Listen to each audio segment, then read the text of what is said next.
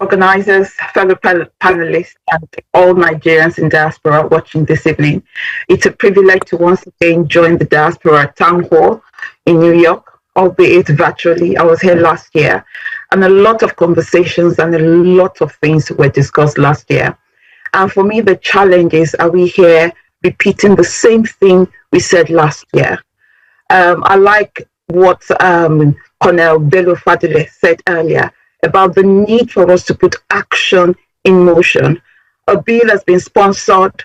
So what next? We don't want to wait until 2027 and then we're now scampering around. I have been asked to speak on the role of the diaspora and remittances in strengthening Nigeria's economy and democracy.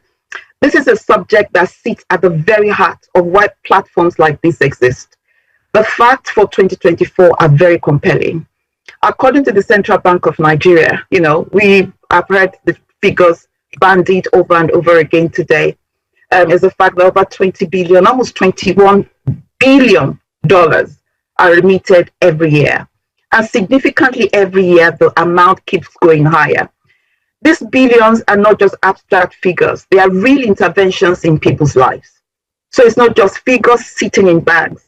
They're figures that are helping to put food on people's table.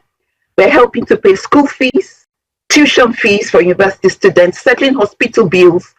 And of course, it's also about the many businesses a lot of us have running in Nigeria. Real estate is one big area that I'm sure we all can relate to, about where a lot of the money go into.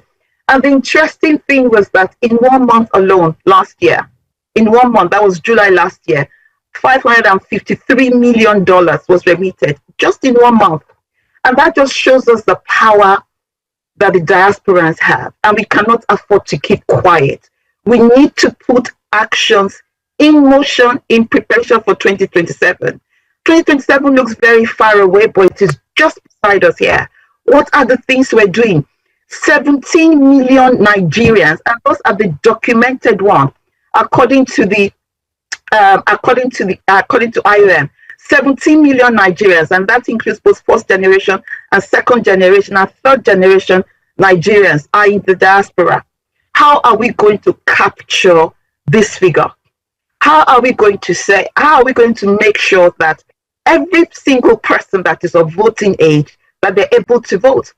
Mr. Showore said something earlier, that maybe one of the reasons why Nigerians or the government might not want to have votes from diasporas because of the numbers that we have. And I kind of totally disagree with that up to an extent.